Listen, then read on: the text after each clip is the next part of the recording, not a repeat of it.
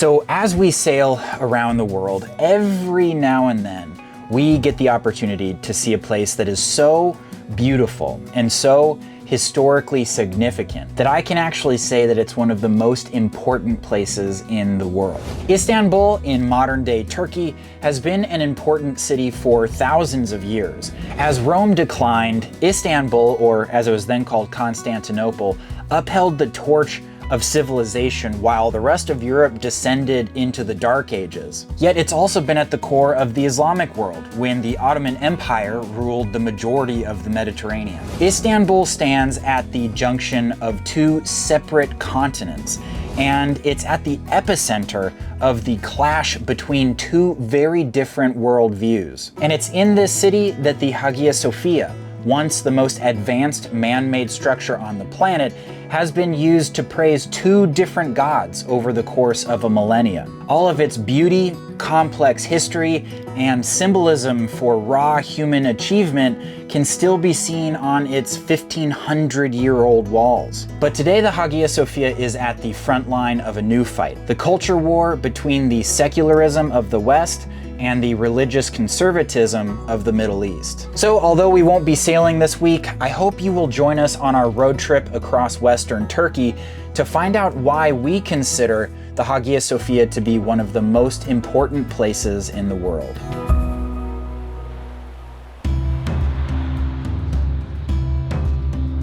We just stopped at a restaurant next to the Shell station and talked to the owner and looked kind of confused about what we should order, and he's like, "It's okay, go sit." And he just like brought us this whole delicious spread, and it's so good. This one's like an eggplant and grilled vegetables, and it's spicy. The rice comes with everything. Turkish rice is probably my favorite rice ever. Sorry, Mom. And this is also one of my favorites. It's like a yogurt with chili sauce. It is so spicy, but also really good. And we got like a beef soup, and then these are meatballs with potatoes, and then some kind of sweet thing. This is seriously some of my favorite food that we've had. Yeah.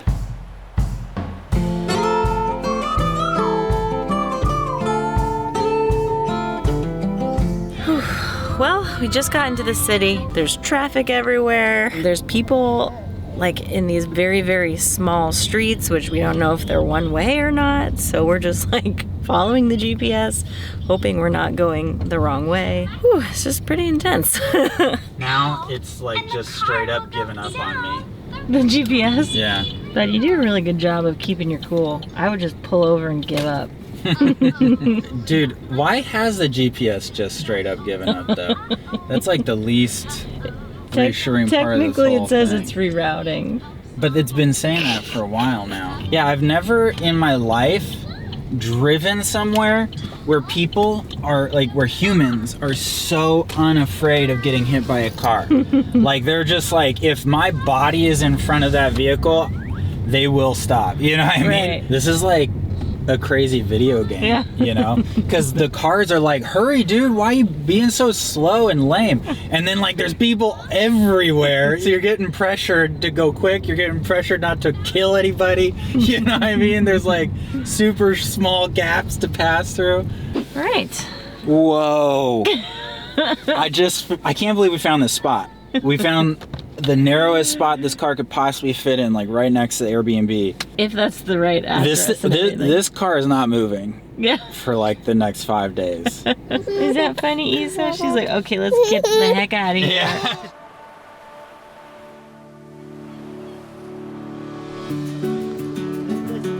Okay, so we are underway in the big city. This is the old town of Istanbul. This old town kind of reminds me of like Havana, Cuba. Yeah. You know, because it's got that mix of very old, but then modern. No, there's a lot of like clothes hanging all over the place. Buildings look kind of dilapidated, and then there will be like a really nice hotel. It's a pretty fascinating neighborhood. What do you think, baby? She's checking it out, dude. When visiting mosques in Turkey, it's typically required that women wear a headscarf called a hijab to cover the hair and neck. So when Desiree saw some for sale, we figured we better get one since our first stop was going to be one of the most famous mosques in Turkey. Isabella. I like this one. You like that one? Yeah. Wow, that's cool. Like we came around the corner and there this massive, massive building is. That's so cool.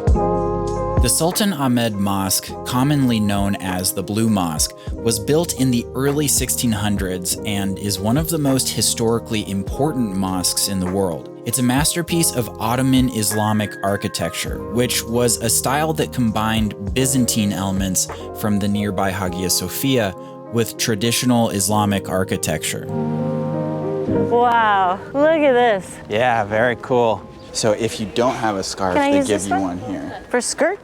Oh, okay.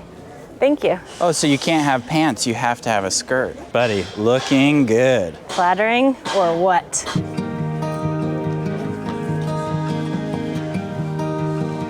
Okay, ready? Yep. Whoa, holy moly. Oh my gosh, buddy. That's crazy. Yeah. This is so much bigger than I thought it was. So much bigger and like so much more colorful. Like look at the light coming through all the windows. It's amazing. Everything is so symmetric and orderly. It feels very calming.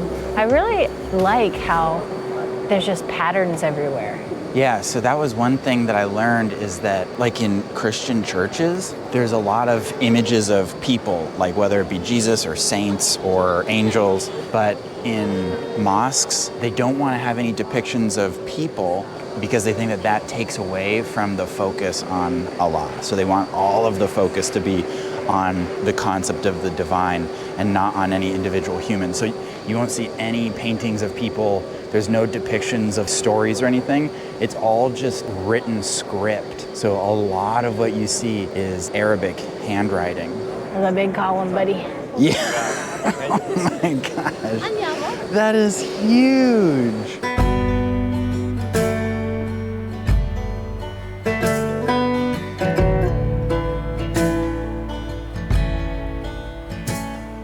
What do you think, baby? This is all pretty cool. You know, one thing about having a baby while we're traveling is it kind of forces me to like sit down and feed her and entertain her. So I end up kind of appreciating where we are for longer periods of time. Yes, I was not expecting to be this kind of blown away by it, you know, just the grandeur of it, the beauty of the shapes, the beauty of the color palette, like the blue and the gray with little red accents. Yeah, I know, this is incredible.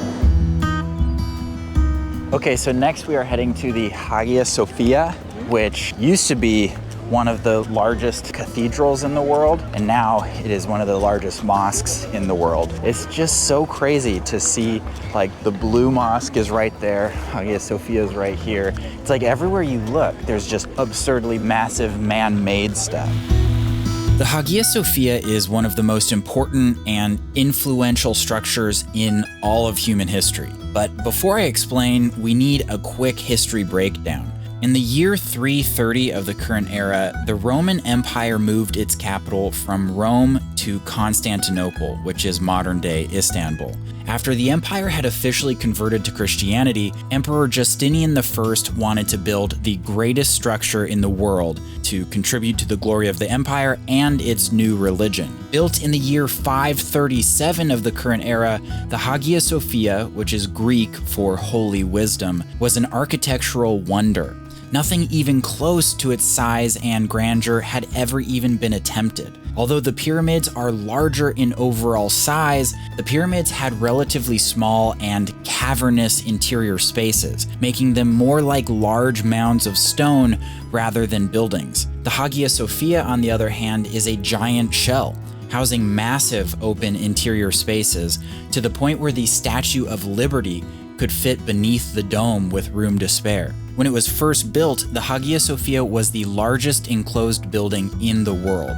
And it was so ahead of its time that it remained the largest enclosed building in the world for almost 1,000 years. So this is our guide. What is your name? Metin. Mateen? Cool. Well, Nice to meet you. Yeah. All right. Look at this. It looks like a mosque, right? Do you know why it looks like a mosque? Because mosques copied from Hagia Sophia. So Hagia Sophia doesn't look like a mosque. Oh. Mosques copied from Hagia Sophia. So that's fascinating. You were saying that all mosques took the dome idea from this? Is it just mosques? St. Peter's, St. Paul's, St. Mary's, cathedrals, palaces, whatever with dome in the world today. Started from this one.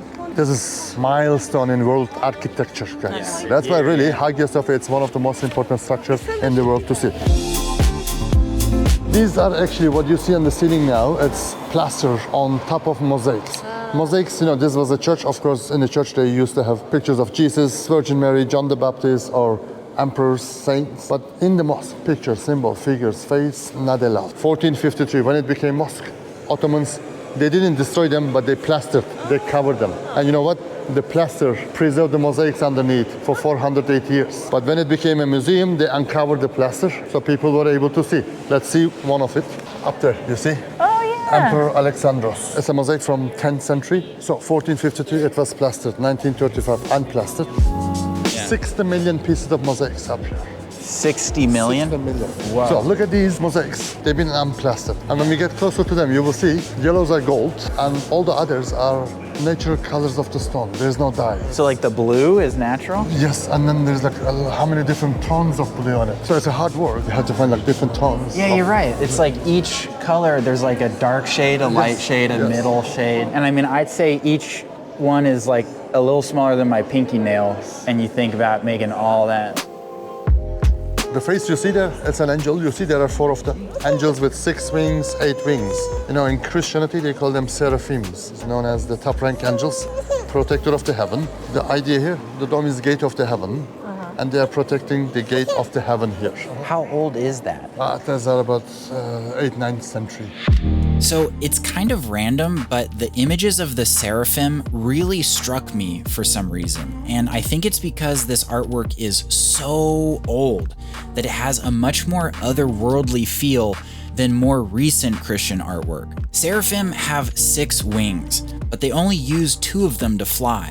The other 4 are used to cover their bodies, protecting them from God's overwhelming glory and perfection. And it's only because of these protective wings that they can be directly in God's presence. There is something so cool to me about these massive, beautiful, symbolic images that are more than 1,000 years old, looking down at me from 100 feet above the ground. The royal family were using Vikings as private security. There was one guy around 9th, 10th century named Havdan. Probably get bored in the nights, and he did like a graffiti on a marble, and he wrote, Havdan was here. And what year was that? About 9th, 10th century. Whoa, that's so crazy.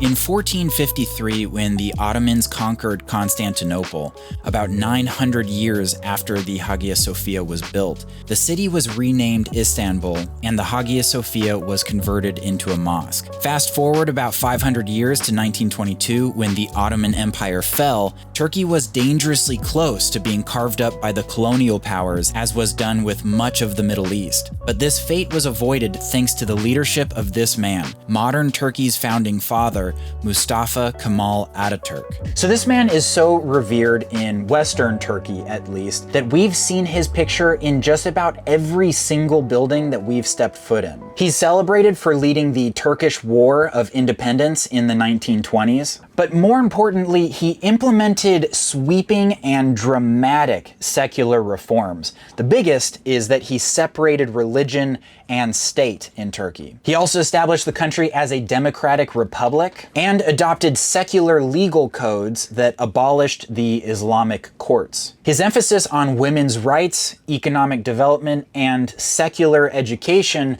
completely transformed Turkish society. And it was Ataturk in 1935 who changed the Hagia Sophia from a mosque to a museum, symbolizing a neutral stance towards Christianity and Islam and reflecting the secular identity of the newly formed Turkish Republic. But just a few years ago in 2020, the Hagia Sophia was reconverted into a mosque following a controversial decision by the Turkish government, which is why we're not allowed to go on the ground ground floor of the building because that area is reserved for Muslims only. Now, many have claimed that this change serves as a regression from the reforms made by Ataturk nearly 100 years ago. But what is certain is that this decision is emblematic of the larger culture war going on within Turkey between secularism and religious conservatism, between Western influence and traditional values. It's kind of funny to me how Turkey is a very different country in a lot of ways from my home country of the United States, but there are certain things that feel very familiar to me. You see, it's Jesus Virgin Mary. It's so insane to think about how old this is. 1,500 years, it's longer than any empire has lasted or any country, or, I mean, yeah. This building served for Christianity for 900, almost 1,000 years. Served to the Muslims for 500 years. Now open for everyone. Standing here for 1,500 years, amazing. Mateen, thank you so much. Thank you very much. That was awesome. Thank you. And if you guys are planning a trip to visit the Hagia Sophia, we'll put links to his contact information in the description below. Definitely hit up Mateen. And yeah, that was great. Thank you. Okay, so we are here on the Bosphorus, which is one of the most famous bodies of water in the world. And we are going to tour it on These boats. this boat, the Hunkar 3. Hunka, hunka. Okay, thank you. So I drive? Yes, yes. I drive? Yeah, take us off the dock. Go for it, man. No. Okay, buddy. He's saying that you can take us away. Really? Yeah, go for it. How hard could it be? Okay, buddy. Your app lines are clear. Really? Am I in charge right now? No. No problem. Okay. Oh, he's getting the anchor up. Okay, buddy. You're steering. Yeah? Yeah, you gotta steer. Focus. Maybe you take baby. Come here, baby. Mom's gotta drive. She's good? Good. Good. I feel like I'm driving like a truck or something. It's very heavy. The Bosphorus is a narrow natural strait that connects the Black Sea with the Sea of Marmara and the Mediterranean beyond. This narrow waterway has been a crucial trade route for thousands of years and is still, to this day, a very busy stretch of water. I'm gonna let Jordan take over. Can I wear your captain's hat? They told me you were the captain. Okay, hey, I'll take it.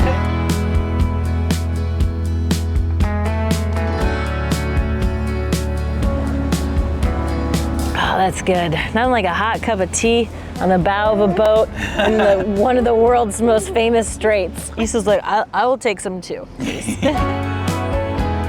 But yeah, so the Bosphorus is extremely unique in that it divides two continents, right? So to our right is Asia and to our left is Europe, which is insane to think about, right? Like, that's Europe, that's Asia right there. And this is one of 3 bridges that connect the two continents over the Bosphorus. Yeah, it's just kind of a neat, very unique water experience to have. Man, they gave us cookies, soda. Isabella's getting all sugar high. Yeah. And we're coming up on Old Town Istanbul, so should see all the sights here in just a minute.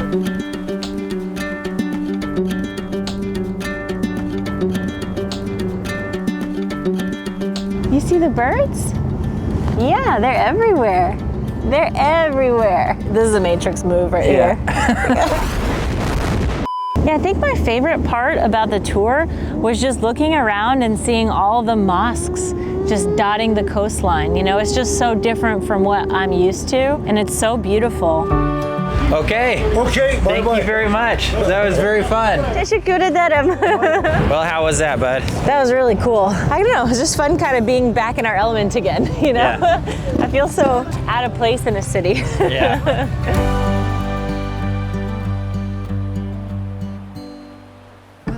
We're going on a food tour of Istanbul. Guys, this all looks very delicious. That's mind-blowing. Wait, so you're telling me that this food tour spans 2 continents? I'm gonna have a Turkish bath. Oh boy, going in naked. We are now in one of the most visually stunning parts of the city. All of this was just for one guy. Whoa, this is the Imperial Hall. Oh, ho, ho, ho, ho, ho. Wow!